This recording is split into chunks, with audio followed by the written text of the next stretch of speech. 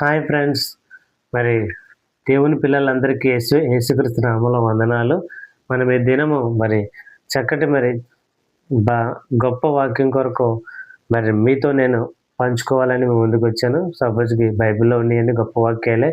కానీ ఈ దినము దేవుడు మన వినికిడిలో పెట్టిన మరి అవి ఆ విషయం కోసం మాట్లాడుకోవడానికి మీ ముందుకొచ్చాను. దయచేసి అందరూ చక్కగా వినండి.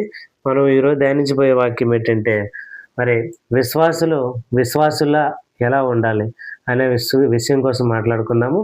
ముందుగా మనం వాక్యం చూసినట్లయితే రోమీలకు రాసిన పత్రిక 12వ అధ్యాయము 2వ వచనం మనం చూసినట్లయితే, స్నేహితులారా, మీరు ఈ లోక మర్యాదను అనుసరింపక ఉత్తమమును అనుకూలమును సంపూర్ణమై ఉన్న దేవుని చిత్తం మీద పరీక్షించి తెలుసుకున్నట్లు మీ మనసు మారి నూతన మొగటు వలన రూపాంతరం పొందిడి.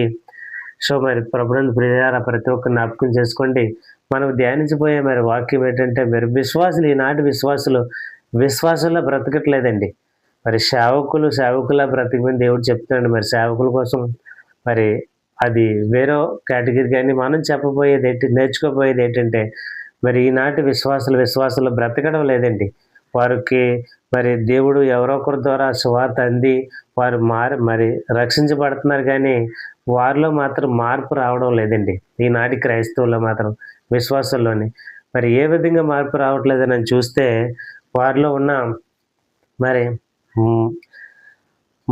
మనసు మారి మీరు రూపాంతరం పొందండి అని దేవుడు చెప్తే వారి మనసు మారడం లేదండి. అదే పాత బుద్ధిని కంటిన్యూ చేస్తున్నారు.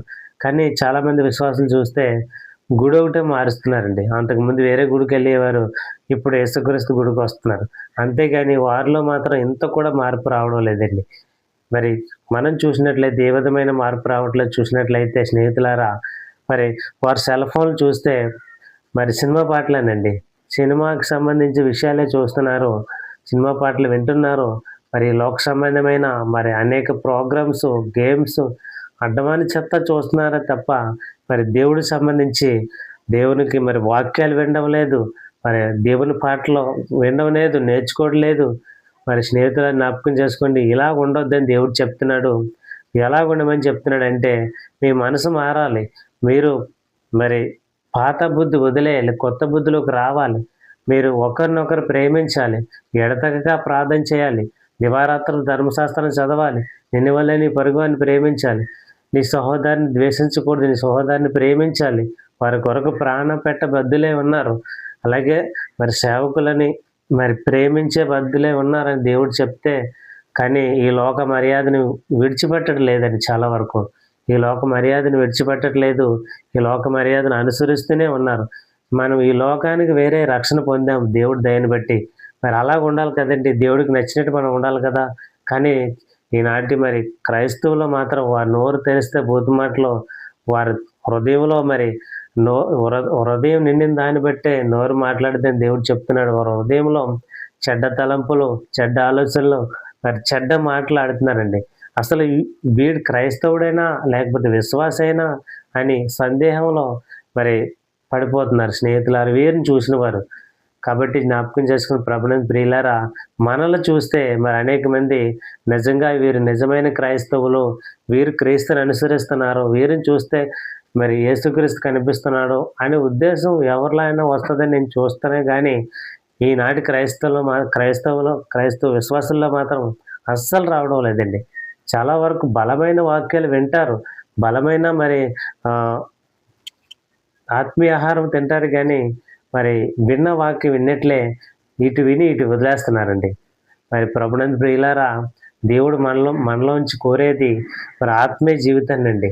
ఆత్మీయ జీవితాన్ని, ఆత్మీయ వరాల్ని మనము దేవునికి ఏ విధంగా ఉపయోగపడుతున్నాం అనేది దేవుడు కోరుతున్నాడు. స్నేహితులారా, మనం ప్రత్యేకంగా దేవుడు మన నుంచి ఏం కోరట్లేదండి. మన కొరకు దేవుడు సర్వసృష్టికర్త అయిన ప్రభు మన పాపాల కొరకు ఆయన ప్రాణ పెట్టాడు.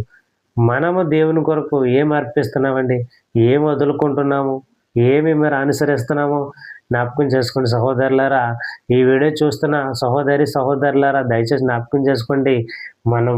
మనము ఈనాటి నేర్చుకోవాల్సింది ఏంటంటే, దేవుడు చెప్పినట్లు మనం వినాలండి. దేవుడు వాక్యానుసారంగా మనం బ్రతకాలి.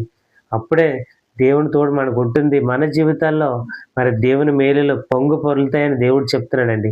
మనకై దాచి ఉంచిన మేలులు దేవుడు ఖచ్చితంగా మీకు నెరవేరుస్తానని చెప్తున్నాడు. కానీ మరి ఈనాటి క్రైస్తవులైన మనమందరము ఈనాటి విశ్వాసులా బ్రతకట్లేదండి.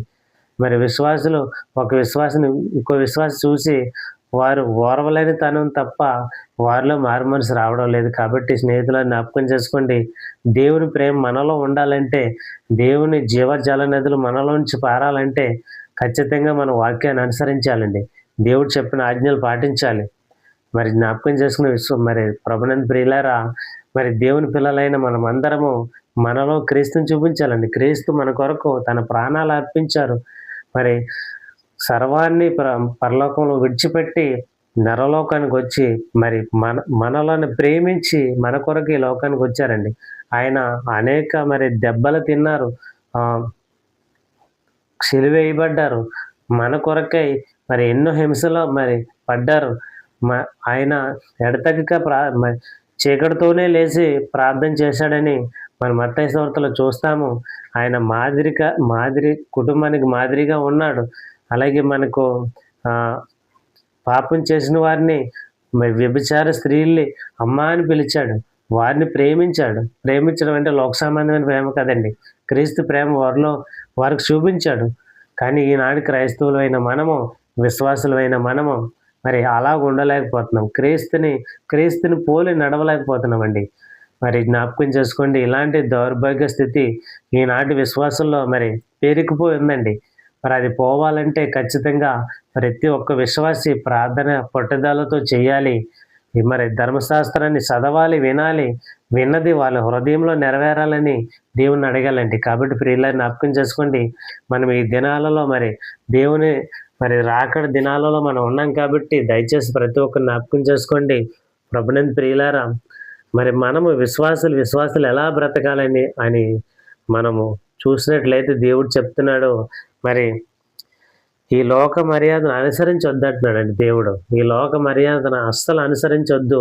నేను ఒక నియమమును నియమించాను ధర్మశాస్త్రంలో. ఆ నియమం ప్రకారంగా బ్రతకండి. మీరు విశ్వాసుల్లా బ్రతకండి. మిమ్మల్ని చూసిన వారికి నిజంగా యేసుక్రీస్తు ప్రేమ వీరిలో పరిపూర్ణం అవుతుంది అనుకోవాలండి. మనల్ని చూసిన వారికి మరి చాలామంది క్రైస్తవులు చూస్తాము, విశ్వాసులే, వారు ఎవరైనా మరి వీరిని మళ్ళీకి పిలిస్తే వీరు గట్టిగా అరుస్తారండి. చిన్న కుళాయిల దగ్గర గొడవలాడేసుకోవడం, పోనీ అవతలో లేదు అన్యులు, వారికి ఏం తెలియదు కాబట్టి వారు మాట్లాడడానికి రైట్స్ ఉన్నాయి కాబట్టి కావాలని అలా మాట్లాడకూడదు. కానీ మన దేవుని ప్రేమ తెలిసిన వారు, దేవుని వాక్యం తెలిసిన వారు మనం కూడా కుళాయిల దగ్గర గొడవలాడేయడం, చిన్న సమస్యల దగ్గర గొడవలాడేయడం, అర్థం చేసుకోకపోవడం ఎదుటి వారిని, అలాగే వారికంటే హీనంగా విశ్వాసులైన మనము ప్రవర్తిస్తున్నామండి. మరి కాబట్టి దేవుని పిల్లలారా, మనల్ని బట్టి దేవునికి అవమానం రాకూడదు. మనల్ని బట్టి దేవునికి మహిమ రావాలి. మహిమ రావాలంటే ఏం చేయాలి? తగ్గించుకోవాలండి. తగ్గించుకొని ఇతరులు మనల్ని 10 మాటలు అన్నా సరే మనం తుడుచుకొని పోవాలి. దేవుడు ఏం చెప్పాడు? ఒక చెంప మీద కొడితే రెండో చెంప కూడా తిప్పండి అని చెప్పాడండి. కానీ ఈనాటి విశ్వాసులు ఒక చెంప మీద కొట్టకముందే వారితో వీరు మరి పోట్లాట్కి వెళ్ళిపోతారండి. మరి జ్ఞాపకం చేసుకోండి, ఇది తగదు అని దేవుడు చెప్తున్నాడు. దేవుని ప్రేమ మనలోంచి చూపించాలి ఎదుటి వారికి. మనలో నుండే వారికి మారుమనసు కలగాలండి. మన విశ్వాసంలాగా బ్రతకాలి. మనం సువార్త చెప్తే మారరు, కానీ మన ప్రవర్తన చూసే అనేక మంది మారుతారండి. మారాలి కూడా. మన మాట తీరు కూడా అమ్మా అని పిలిచేలా ఉండాలి. మన ప్రవర్తన కూడా మరి ఎదుటివారికి నచ్చేలా ఉండాలి. ముఖ్యంగా క్రీస్తుకు నచ్చాలండి. కాబట్టి ప్రియులారా జ్ఞాపకం చేసుకోండి, మనము ఏ విధంగా జీవిస్తున్నామో అనేది మీ ప్రవర్తన మీకు తెలుసు. కాబట్టి ఈ వీడియో చూస్తున్న సహోదరుడా, దయచేసి జ్ఞాపకం చేసుకో. మరి ఇక్కడి నుంచి అయినా సరే మీరు ఈ లోక మర్యాదను విడిచిపెట్టి దైవానుసారమైన మనసు కలిగి, మారు మనసు కలిగి జీవించండి. విశ్వాసుల్లా బ్రతకండి. మరి కాబట్టి జ్ఞాపకం చేసుకుని సహోదరుడా, మీకు ఈ వీడియో మరి ఉపయోగపడుతుందని నేను నమ్ముచున్నాను. మరి ఎంతో కొంత మీకు మరి ఉపయోగపడాలని కోరుకుంటున్నా. మరి మనం ముగించుకుందాము. మీరు ఈనాటి విశ్వాసులు ఎలా బ్రతుకుతున్నారు అనేది మీకే వదిలేస్తున్నాను. దేవునికి మీకు తెలుసు. మీ ప్రవర్తన ఏ విధంగా ఉన్నది? మిమ్మల్ని చూసిన వారికి మరి సంతోషం కలుగుతుందా? బాధ కలుగుతుందా? ఆ విషయం మీకే మరి నేను వదిలేస్తున్నాను. ఎందుకంటే మరి దేవుడు మనలందరినీ చూస్తున్నాడు. ఎవరు ఏం చేస్తున్నారు? ఎవరు ఎలా బ్రతుకుతున్నారు? ఎవరు ఎలాగా మరి దేవునికి మహిమ తెస్తున్నారో, అవమానం తెస్తున్నారో అనేది సమస్తము దేవునికి తెలుసు కాబట్టి, దేవుడు మనం చేసే ప్రతి పనిని చూస్తున్నాడండి. ప్రతి మరి ప్రతిది దాన్ని చూస్తున్నాడు. మనం కాబట్టి మనం చేసే పని దేవుడు చూస్తున్నాడని చెప్పి మెలకువగా ఉండి మనం ప్రార్థన చేయాలి. మనము దేవునికి ఇష్టంగా బ్రతకాలండి. దేవుడి దేవుని చిత్తానుసారంగా మనం బ్రతికినప్పుడే మనము మనల్ని చూసిన వారికి సంతోషం కలుగుతుంది. మనతో ఉన్నవారికి కూడా మరి నెమ్మదిని కలుగుతుంది. మనల్ని బట్టి దేవునికి మహిమ మరి వస్తుందండి. మరి జ్ఞాపకం చేసుకున్న సహోదరి, సహోదరుడా, మరి మనం ముగించుకునే మరి సమయంలో ఉన్నాము. దయచేసి ఈ వీడియో మీరు ఇంతవరకు చూసారని నేను నమ్ముచున్నాను. చూసిన వారు ఈ వీడియో మీకు ఎంతో కొంత ఉపయోగపడుతుందని నేను నమ్ముచున్నాను. ఈ వీడియో మీ జీవితాల్లో ఉపయోగపడితే ఖచ్చితంగా ఈ వీడియోకి లైక్ చేయండి, షేర్ చేయండి, సబ్స్క్రైబ్ చేసుకోండి. మరి అనేక మందికి వీడియో వెళ్ళాలి. మీరందరూ నాకు సపోర్ట్ చేస్తేనే మరిన్ని వీడియోలతో మీ ముందుకు నేను వస్తాను. దయచేసి మరి కామెంట్ చేయండి. నేనేమైనా తప్పు మాట్లాడుంటే తప్పు మరి కామెంట్ చేస్తేనే నాకు అర్థమవుతుంది. మీ కామెంట్‌కి రిప్లై ఇస్తాను. దయచేసి ఈ వీడియో మీ అందరి జీవితాల్లో దేవుడు మరి ఆశీర్వదించును గాక.